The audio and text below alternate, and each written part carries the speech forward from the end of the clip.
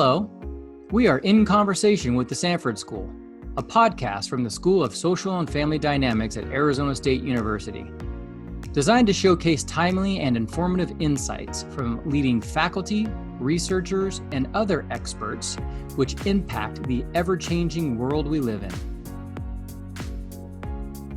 Here at the Sanford School, we recognize that the lands where we are hosting this conversation at Arizona State University belong to the Maricopa and Pima peoples, and we are privileged to be here to welcome you to today's conversation.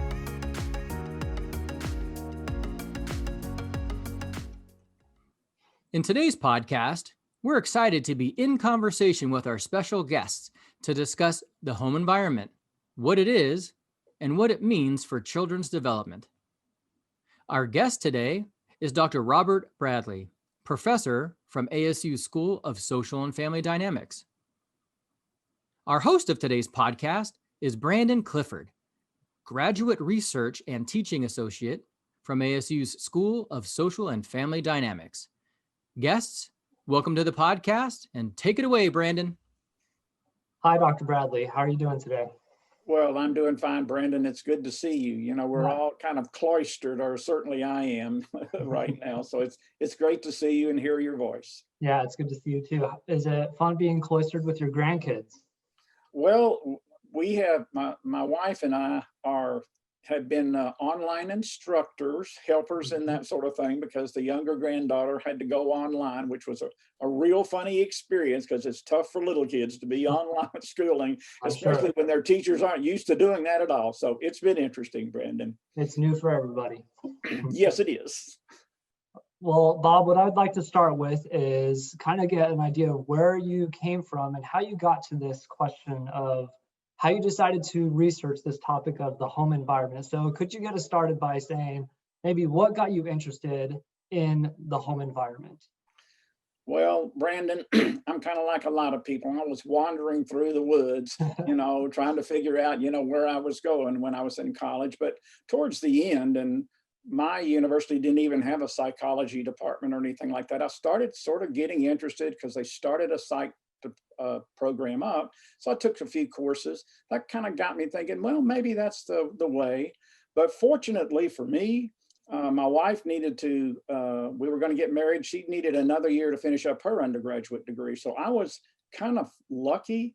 My job was in a program that was on among the first war on poverty programs. Really? And I literally spent a year in a predominantly African-American community on the outskirts of Little Rock, Arkansas, where I was with them all day, every day. And we had several things. We worked with all ages. Our focus was on school-age kids and trying to help them, after school, do better in school. But we started up our own preschool program, which was hilarious. This guy out here who knew nothing trying to teach little kids, and also working with the elderly. But I was there in the community. I went to people's houses, I talked to them all the time, and it became clear to me how different home life was from one family to another, even within the same community. And people talked about that. Wow. And I could see firsthand what happened to the kids in terms of their knowledge, their development, their approach to almost everything, because I saw them every day and tried to work with them. So that was very revealing, and it made me want to do more of that. So I got lucky when I went to graduate school. I was in psychology, and I actually was a research assistant at one of the first early education programs out there at Frank Porter Graham Child Development Center. So I watched kids again and watched what they did. And I saw both kids who came from really upstanding homes with, parents with, doctoral degrees, but I was also in a community where the kids were coming where their parents didn't even have a high school degree. Yeah. So you could see the differences and understand them. And then fortunately for me, again, I got a job. My first job out of graduate school was with a program that focused on poor kids. And in that program, we were trying to provide a preschool program for them, but part of the effort was to go into their homes and collect information on the home environment. And I also was there when Dr. Betty Caldwell was helping to develop the home inventory, which is a measure of the home environment. So Right. that just kind of all moved me more and more into that arena of trying to look at home situations and understand how they impacted not only the kids, but the parents too. So that's kind of how my journey started, Brandon. Yeah, so it sounds like being in the environment yourself, you had an eye, or you just, your attention was drawn to certain aspects that you saw repeatedly. That must have been a great experience to have that extra time to be in their homes and see those different things. And I, it continues to be, Brandon. I mean, yeah, that's been so revealing. I've been into so many different kind of homes, literally in multiple different countries, as well as all across the United States, but also talking to people whose job it was to work with families, trying to help parents, understand how to be a better parent and how to support kids. So mhm. being there, there's nothing like it. It talks to you and speaks to you in ways that, it's hard to comprehend unless you hadn't been there. Yeah, it's different to experience it for yourself rather than reading it in a book or in an Yeah, article or such. Uh, absolutely. Bob, I want to go a little comprehensive, maybe a little deeper into how we're defining what the home environment is. When I think of the home environment, it could range from things like the safety in the home, the physical specifications, the square footage, Mhm. and it could range from that all the way to maybe the emotional feeling in the home for the Yes. kids as they're growing up. So I know there's a lot of different aspects of your home inventory that you mentioned earlier. How would you define the environment? What does it include? What does it not include? Well, that's a good question. Um, well, you've already talked to some of it, Brandon. I mean, it clearly, when you walk into a place like we're looking at now, what's behind you speaks to some degree about what your life is like, who you are. Yeah, So the physical attributes of a home in every single way are part of the experiences that children have. I mean, that's their place. They just react to that place. So what's in the place of every sort matters. I mean, you go into homes where there's no pictures on the wall, and you go into other homes where as soon as you walk in the place, you see family pictures, you see religious things, you see all kinds of stuff. You also go it's an through art the rooms gallery. and see what's in there, how big things are, where people sleep, what kids are playing with.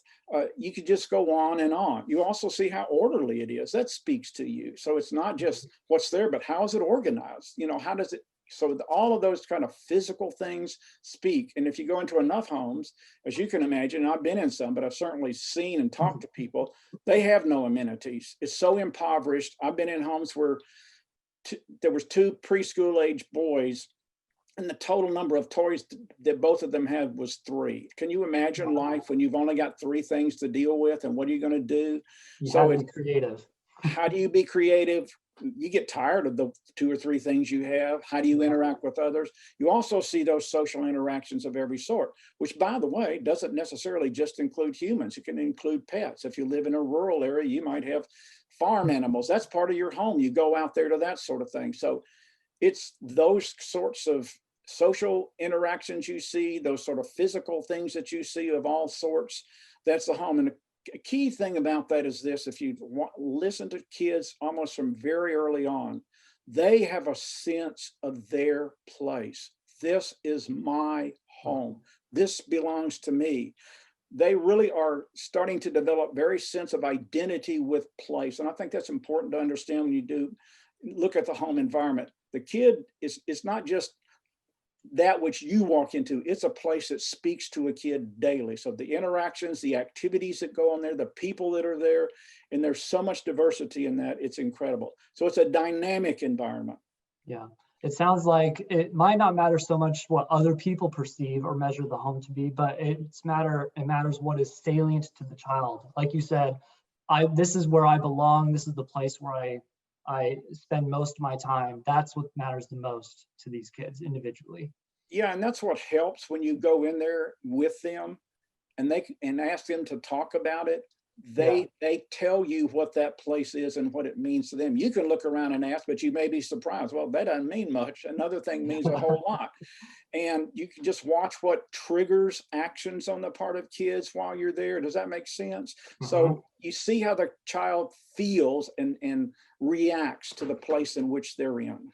Yeah, I'm just thinking about young children where they're starting to take ownership of their toys, their books, their bed, their clothes, and it's very important to them that when they take that ownership of those small things, whether it doesn't matter how many there are, but as long as it's theirs, it's important to them. It is. And you see that again. You can imagine, when kids, if there's more than one family member, more than one kid, one will tell the other, no, this is mine. You go in your place. So they have this very personalized sense of place and what is home. But I want to say one other thing, because you've mentioned it. Sort of their home life extends beyond the premises or the actual walls of the home or the property. Yes. They also see the home as, oh, I get out on the sidewalk ahead and get on my skateboard. That's part of their home life. Me and mama go to school every day. She drives. That's part of their home feel of this is us. We walk down to the park together, my brother and I. That sort of is part of their home life as they can see, but they realize it's not in the walls of the home, but that's sort of part of their home/family life. Does that make sense? Yeah, so I'm thinking the emotional support that you receive when you're interacting with the parent on the way to school or traveling anywhere. Yeah. And sometimes that's a time when me and mama talk about whatever. Does that make sense? It can be very personalized. So that's still part of their kind of home sense. When you ask them, what do you do at home? They may say, oh, my daddy and I walk to the park. And you think, oh, I get you. Does that make sense? Yeah. Do you live at the park? That might be the next question, but no. Bob, I want to get towards why do these type of things matter? We can tell that it definitely matters for kids just based on how they talk about it. What are some of the general takeaways, or maybe even some surprising findings where you've noticed how different aspects of the home environment positively or negatively affect children? Well, there's quite a few, since the home environment contains so many social and emotional and physical things. So I'll just give you a couple of broad examples. Great. One of the big things, and psychologists have studied this forever, but it antedates even psychologists doing it. I mean, the kind of social, emotional, or affective sense of what goes on. Are people supportive? Are the parents, in essence, or caregivers, are they warm and responsive? The warmth and responsiveness conveys two things. I like you, you mean something, whatever. The responsiveness, particularly, I'm here to take care of you. No problem, dude. And so there's a huge worldwide literature that shows that kids feel a lot better. They feel I'm worth something. They feel more energized. They feel more committed. They feel more ready to do stuff if they have caregivers who are warm and responsive. And the opposite is true if they're not. I mean, if their parents aren't warm and responsive, they may not know, who am I that nobody likes me? Why is whatever? So it has a negative sense. So, and the opposite of that, so to speak, is what is thought about as harsh treatment. If parents or caregivers are really harsh to kids, it conveys to them, I don't like what you're doing. Maybe I don't like you very much. What that translates to is a very negative sense of identity. Oftentimes it translates to them treating other people poorly or just pulling back and doing nothing. It can have either of those kind of effects. So those kind of social and emotional aspects are highly potent, and they can have major long-term impacts on social development, but they can also even have impacts on achievement. If a kid just doesn't think he's worth it, why bother going to school? Why pay attention? Why try anything?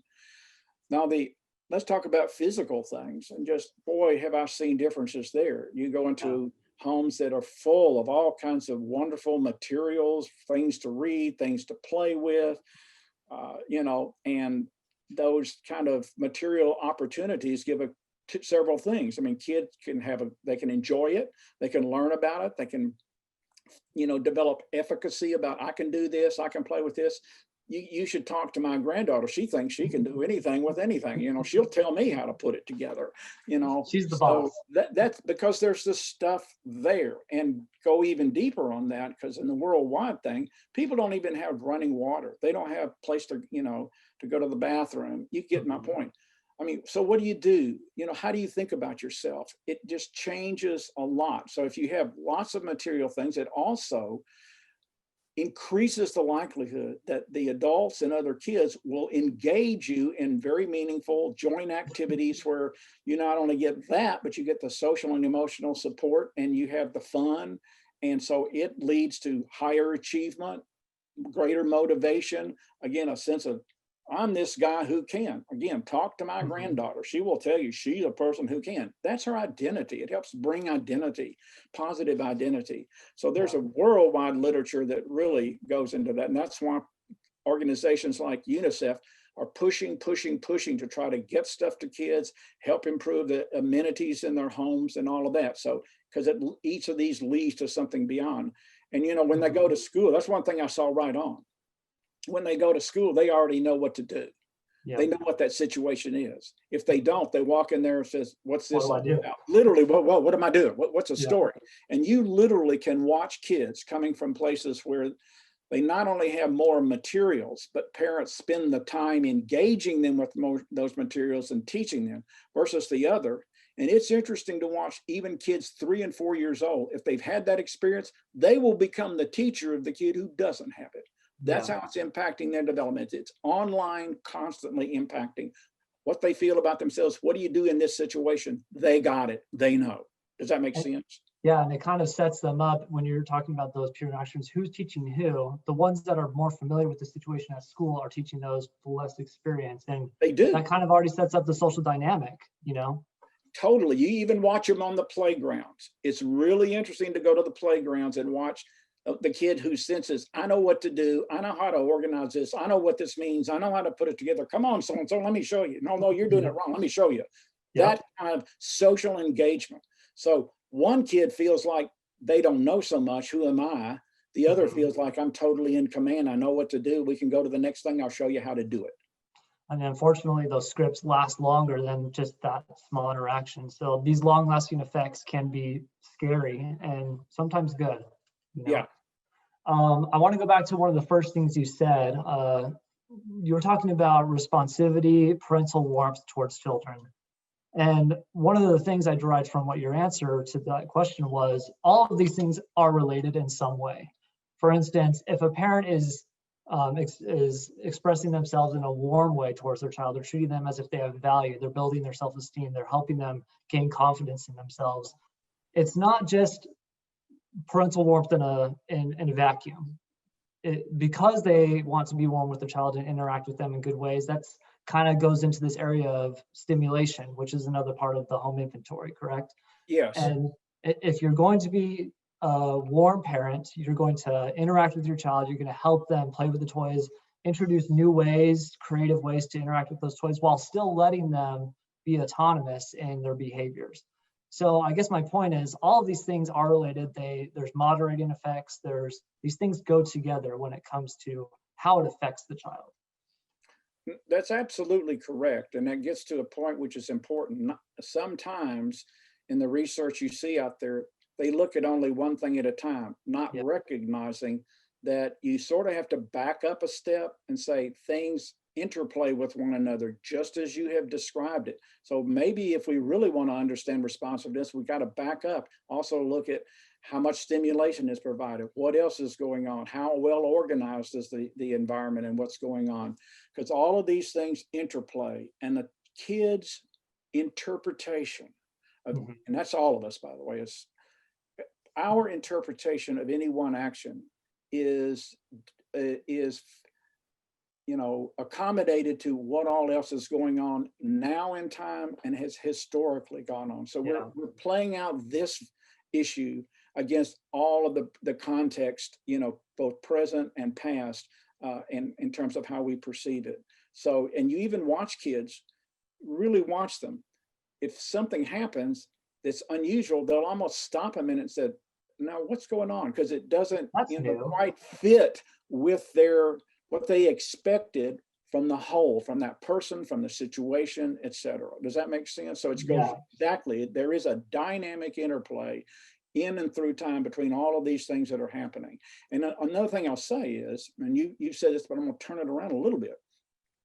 If there is no stuff there to play with or whatever, it reduces the likelihood that a lot of these other things can even occur. And that's really what you see. They're not happening, some kind of interaction. So the whole life can be different if you don't have enough stuff there, or there's a person, no people who seem engaged with you.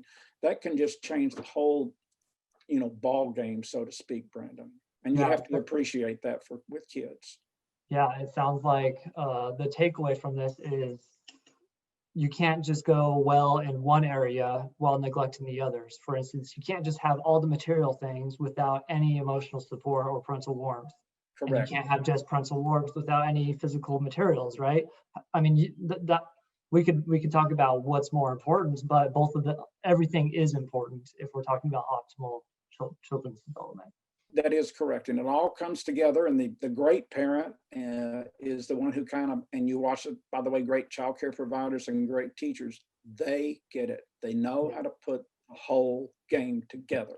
Again, in one sense, going into school settings or childcare settings, it's the same issues you're watching. I've seen brilliant parents. I've seen brilliant childcare providers. I've seen brilliant teachers. They get the whole game and know how it comes together. They have a lot of things to account for. Yeah. Mm-hmm. Yep. Okay. Something you mentioned previously was the home inventory, and your research has gone not just in the United States and the diverse communities here, but in other countries. Yes. You've heard of this idea of weird societies where they're Western, educated, industrialized, rich, and democratic. And that's not the representation of the nation, of the world, right? Correct. Most kids are not in those type of situations in society. Correct. So what have you found, maybe some different findings, some surprising things in non-weird societies?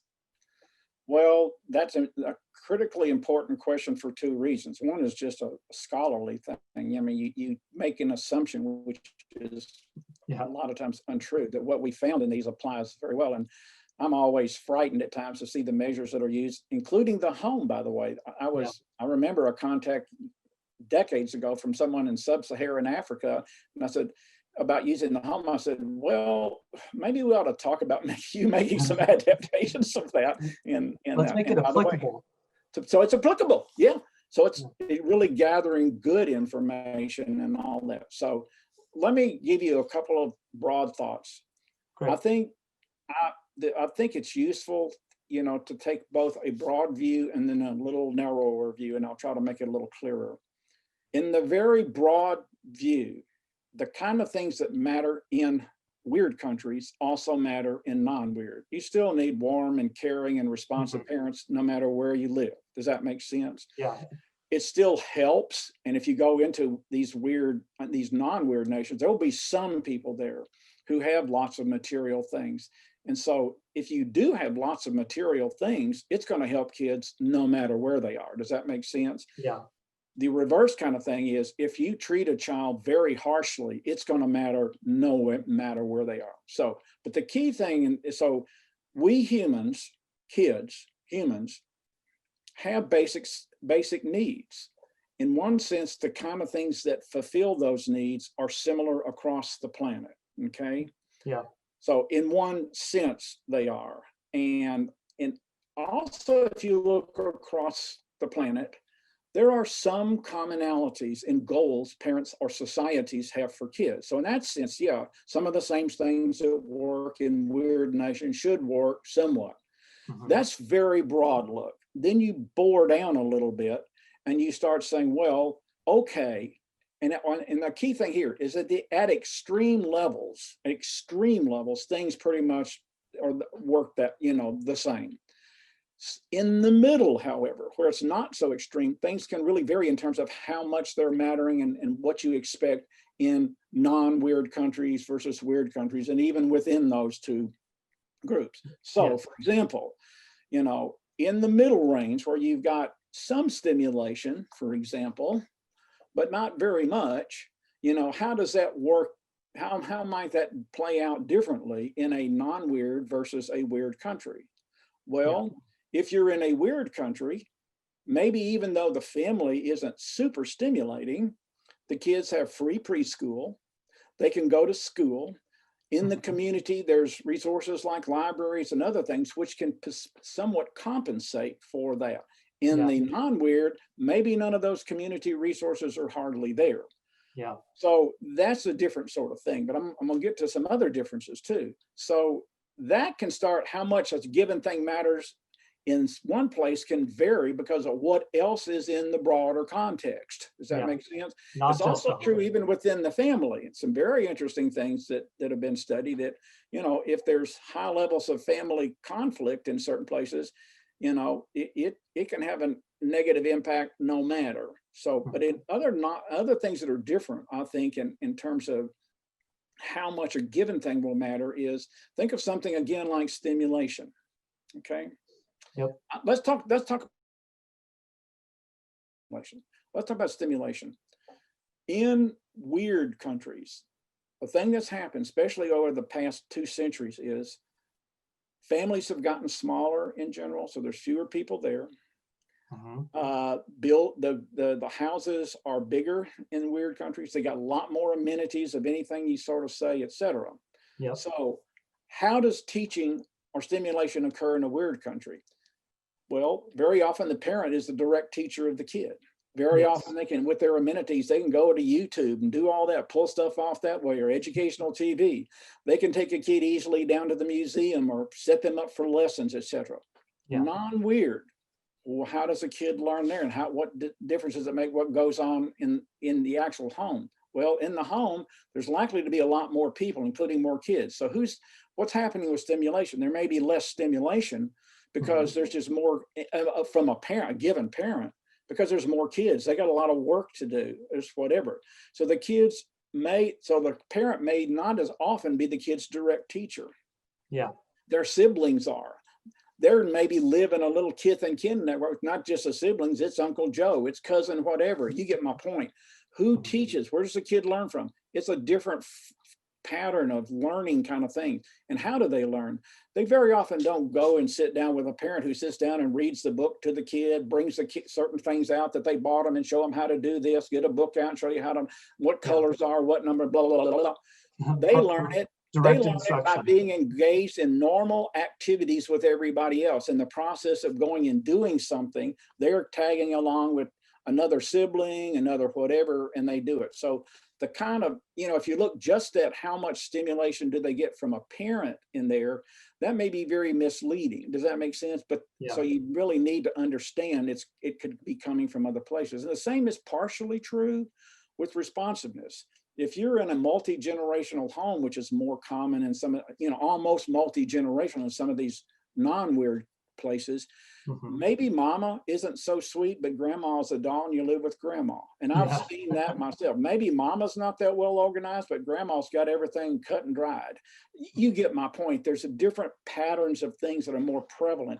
And so that can make the correlations with just looking at one parent and what they do, or two parents and what they do, it may not, show up as strongly in some of those in the middle range. So if we only studied the home and we stayed within those walls and we only accounted for one or both parents, we might be missing a big picture out there where there's other people, their support comes from other areas that can supplement the environment or the stimulation. Yeah, and let's go back to a really basic thing, Brandon, about the responsive. Maybe mama, I don't mean she's cruel, but she's not that engaging of the kid. But again, the kid has a grandparent who just dotes on them all much, and they're there all the time. The kid still feels better about him or herself. There's somebody out here who likes me. Does that make sense? So when we look at that simple correlation between what does a parent do and how does a kid's social competence or their emotional well-being or how adaptive they are in their behavior, if there's a bunch of other folks who are in their daily lives, whether they live there or right next door in these tight knit, little enclaves, you might not find as strong a correlation in these kind of situations. So that's what you have to be aware of. What does life more broadly, what is a child's life more broadly in some of these places, if those are the circumstances? That's all I would say. So and we find some weird things. But the other reason we find some weird things is, I think is important, is that in different cultures or societies, how basic things are done can be different. So let me be real concrete. Let's talk about responsiveness. A kid is a little upset, they're fearful. Well, I will guarantee in weird nations, almost certainly part of the response to that kid is going to be verbal. Oh, it's okay, honey, don't worry now. It's a vocal thing. But go to sub-Saharan Africa or some of these other places, it's not mostly vocal, it's physical. So they're being responsive, but it's taking a different form. So there's the functions like stimulation, responsivity, but what form does it take in a different culture or a different society? So if we don't have enough ways of capturing the actual forms that are used to actually manifest something, then we'll miss it. I'm going to even go back to the stimulation. If a lot of learning occurs in group settings versus one-to-one, we don't have any, we don't capture the group settings, we miss something. Does that make sense? So different forms can serve the same function. There's some phenomenal anthropological work that talks to this, and there's some great research on it. So we have to appreciate that culture, societies, and other things might change the way in which certain things are accomplished. And if we don't measure the ways in those things, we may say, well, it doesn't matter as much there. Yes, it matters. We're not capturing how they do it. Does that make sense? It's just a question of, what does it look like? It's parental warmth that fits into that category, but it's just a question of, is it physical or verbal, like that example you gave? Just how does it look is the variation, not the fact that it matters or not. Yeah, and let me get some very nuanced things. There are societies in which it would be rare that someone would just beam with, oh, that's so great, which we do in a lot of weird. But if that gentle smile or looking sweetly may convey as much warmth in one society as the, oh, that's wonderful. If we don't recognize how it's done, we can miss how important it is. It's just as important, but it takes a different form. Yeah, measurement is important to capture these things. I think that's absolutely. And knowing how societies accomplish different functions is critically important in understanding how much it matters to kids in society X versus society Y. Yeah. Thank you. That was great. I really appreciate all the experience that you have, and you know how these things in the home environment look and how they manifest differently in these different countries. So thank you for sharing. I want to go back to the weird societies a little bit. Something that is very present. Excuse me. Something that's very present in the homes of weird societies is media. There's a lot of media use going on, especially during this COVID pandemic.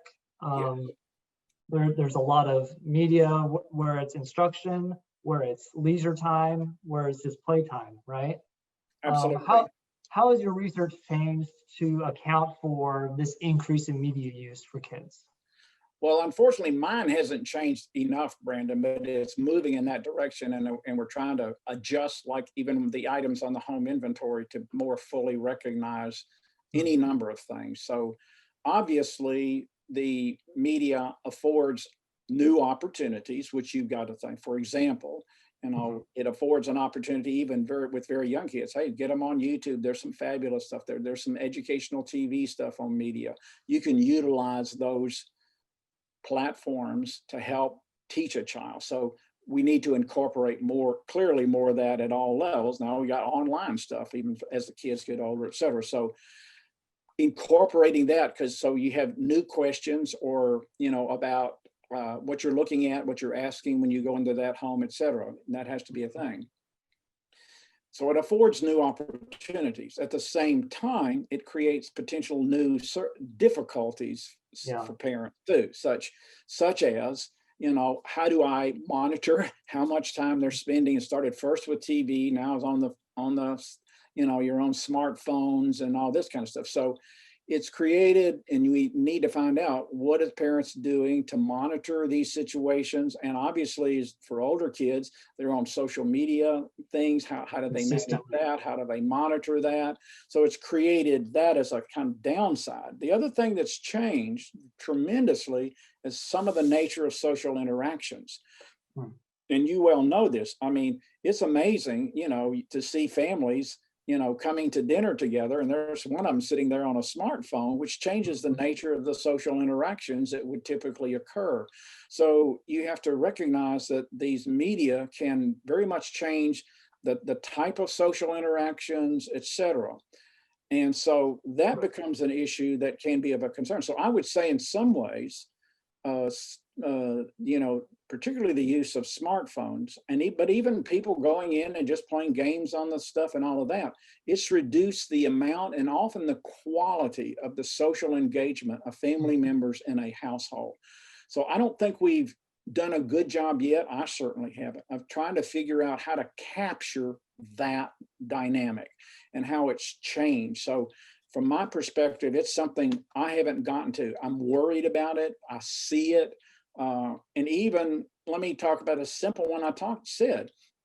Used to go to, mom was driving the kids to school and they were chatting. Now the kid's sitting back there with a smartphone. And so So all of these opportunities for what we would think of as productive, normal social engagement, they may be diminished somewhat by someone's involvement in media, particularly smartphones.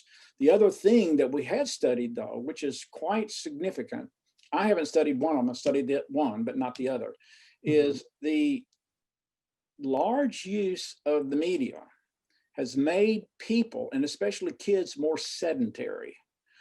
They're not getting out and being, inactive. So that becomes an issue in terms of weight gain, obesity, and all that sort of stuff.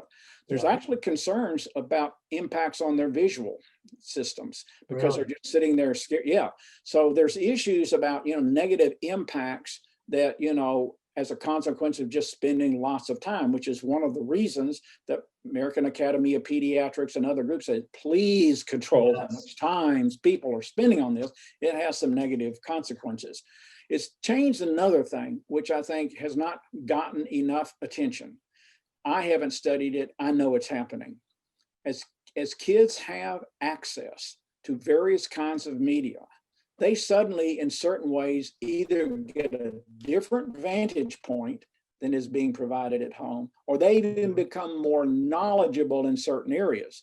So in the past, when parents knew more, there was a general, I'm going to call it monolithic in a sort of good sense, sort of framework for this is how things are, this is what they mean, this is what's important. All of a sudden, these media devices and media thing, there's other information, there's other points of view. And especially as kids get into adolescence, this causes them to just challenge their parents when a parent says, oh, whatever. No, mom, that ain't the way it is at all. Blah, blah, blah, blah, blah. So they have this other venue, which is giving them contradictory information to what they're getting from home. So it actually creates conflict. The parents no longer, Mama, you don't need to tell me how to do this. I'll just go and get it on Google. Does that make sense? Or I'll go and ask my friends on social media. So it's changing somewhat the nature of parent-child relationships, especially as kids move into adolescence. And that's an issue we need to look at a whole lot more. Yeah, I think the conclusion is we don't know very much about what the implications for media are, but we do know that there can be good implications. Absolutely. But there's a few worries that you've listed out there. How much time you spend on it. I mean, just like anything else, if you become so unraveled by one particular thing that you can't focus on anything else, could be problematic if you're talking about anything, right? When it comes to media use, like you said, it could lead to more sedentary behaviors. Visual, I haven't heard about that, but if those are the things we're worried about, it should cause us to pause a little bit about how much time, why we're doing things on media. Is there a function to it, or is it just boredom? Well, and I think it's hard for parents because it's moving so fast. The game is shifting so quickly. How much the parent might say, well, I feel like I need to monitor my kid. And so you can monitor even what they're doing on social media. You can put things in the car that tells you exactly where the car went, if it's an adult, that sort of stuff. But they're saying, okay, is that the best thing? How do I deal with this? And here's the other thing, which we haven't talked about, and especially as kids get older, how they perceive and how they comprehend what's going on at home gets shifted as they get out with other people. Yeah, other So they families. start talking about with other kids. They say, okay. So we haven't appreciated enough that, how does this start changing how the home impacts kids, knowing that more and more of them are out with other kids, they talk through this stuff, and especially as they get older and older, they're really getting a lot of other kind of information. So, just how this all, what does this all means? Where does it reach tipping points of difficulty, or how can it be very helpful? How can we use it to our advantage? Those are areas we need to know more about. Yeah. Yeah, it's really a question of what approach as parents to help children monitor themselves and monitor the information that they are getting. And I mean, maybe it's a little healthy to provide a little bit of pushback as a caregiver, as a parent, because there's a lot of information out there, but who knows how accurate, whether it's misinformation or Absolutely. disinformation. Absolutely. I mean, parents weren't as concerned in the past because they knew that they were maybe in a community that they knew the teachers, so they kind of knew what the teachers, there was a kind of mindset that was there. Yeah, Now there's that more control. mindset is growing and blowing and whatever, in ways that there's not as much certainty on the part of the parents of, what world am I trying to help my child, manage and deal with, and what do I need to do to control that? It's just a struggle. There's ideas out there, but the research on how well does this work and how well does that work? What do you need?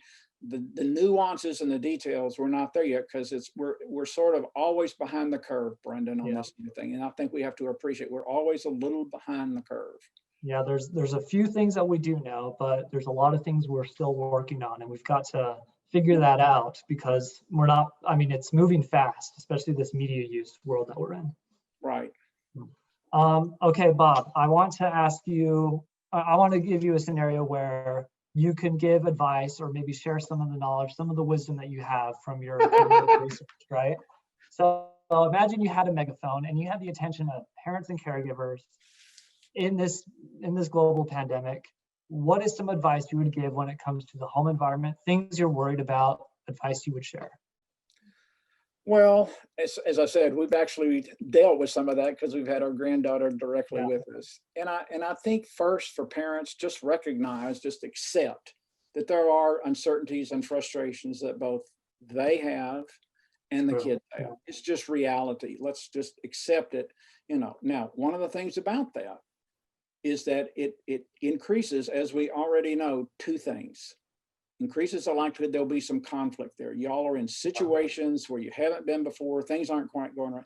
So struggles and frustrations on both sides can lead to conflict. So, okay, be aware that's a possibility. So one thing about that is, for the parent, be patient, I think, with both yourself and your kids. Recognize it. Don't just go crazy. Be patient. Yeah, this is not going to be so easy. Let me step back a minute. Let me hold breath for a minute, because we're trying to cope. But the parent needs to think about themselves as well as the child. It's not They're just part of the home. Yeah. They're part of the home. They're important too. If they're not doing well, we know this. It's going to be harder for them to do well by their children. Does that make sense? So be patient with yourself. It's a reality. So the other thing I think that we've seen parents do are two things. They, to some degree, may have to take on some roles that they either don't do at all or have done very little. For example, they're not used to it. They may have to be the teacher more because the kid's home with them to learn. So they're having to help them with online thing, or the kid's got assignments. Normally it would be the teacher at school who did that and otherwise, but they may have to take on the role of that. Interestingly enough, especially for little kids, they may have to become a playmate a little more than they did, because the kid used to be able to play at school and other kids around, whatever. They don't have that. So the parent may have to take on the role of playmate a little bit more often, especially with younger kids, if you will. The other thing I think they can do is think ahead. What are some of the kind of things we can do that we haven't been doing? Well, let's think of some games we can play. Let's think of some activities, or whatever. Maybe I get my kid involved in some home stuff, which I normally wouldn't do with them. So think of things that they can do. Let's just sit down and watch some TV together. There's some interesting things on TV that you and I can sit. So does that make sense? So they didn't used to do that. So think of ways to be productive at home that's you wouldn't have to have thought of or didn't even have the time and that. The other thing I think is try if you can, kid is not in school. Is it possible for them to still play with their friend Andy? Can I work out a play date? I'll call Andy's mama. Are y'all doing fine? You're being a little careful. You're not getting a big crowd there, but if everybody's not sick, let's have a play date and go ahead and do that, which normally you wouldn't have to do because they see each other at school or wherever else they do. But even with with a little kid, think about this. They could do FaceTime. Let them do FaceTime with a friend. They didn't used to do that, but I'll call again, Joey's mama.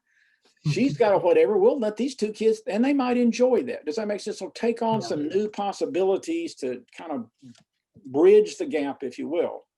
The other thing, two things I think are important is for parents to respect that their kids don't comprehend things fully and true and as deeply as you might think they would. And parents are constantly, in one sense, overestimating what their kids comprehend, because the kids learn this. If mama said something, kid, I get it.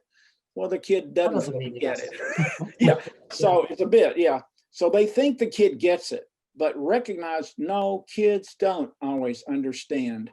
So you may need to be proactive in helping set things up, trying to help them understand and that. And the other thing, which is we see, because conflict and difficulties can arrive, parents need to back off a little bit. Don't punish the kid for doing something that they ordinarily wouldn't even be doing if they were in their normal situation. So just be a little, again, that's that patient, pull back a little bit. Don't start punishing the kid, because then life for the kid is even worse at home. Does that make sense? So those are the kind of things that struck me. Thank you for sharing. Those are all great points. I really enjoyed the be patient with yourself and your child, because it's a new situation. There's uncertainty. And I think we all just need a little bit more grace in our life. Well, we do, Brandon. And there's one other thing. Parents need to be patient with each other. My wife has been home all day trying to do this, do her job and do with the kids now, or vice versa. Parents need to be patient with each other in these times too. So we're all in this together. Let's pull back, take a breath, do the best that we can, and think about more creative ways to deal with that. So if there's two parents, okay, I'm telling the daddy, I need a break here. You do this. Okay, we'll get it. So we're trying to truly do a good job of co-parenting. Does that make sense? So so do the best we can. Do the best we can with each other. Be honest with our limitations, our boundaries, and try and make it. Try our best to make it through this. And then just try as best you can to stay calm and focused, and recognize sometimes it's gonna bubble up. Well, Dr. Bradley, I really appreciate you coming onto the podcast. Great points, great discussion. I really appreciate everything you had to share today. And I'm sure our listeners will find this very interesting. Thank you for inviting me, Brandon. I appreciate it. And I wish you the best, and, good luck to you as things keep going in your career. Yeah, I hope to see you soon in person. That sounds great to me. Take care. Great. To learn more about the home inventory resources, visit www.thesanfordschool.asu.edu/home-inventory. If you would like to connect with today's podcast guests, please email the following. For Robert Bradley, email robert.bradley@asu.edu.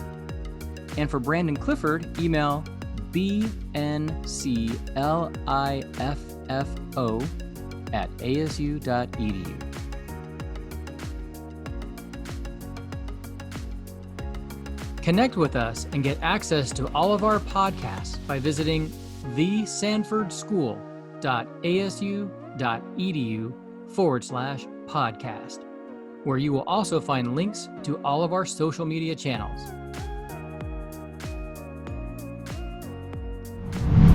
This conversation has come to an end, but our work here continues.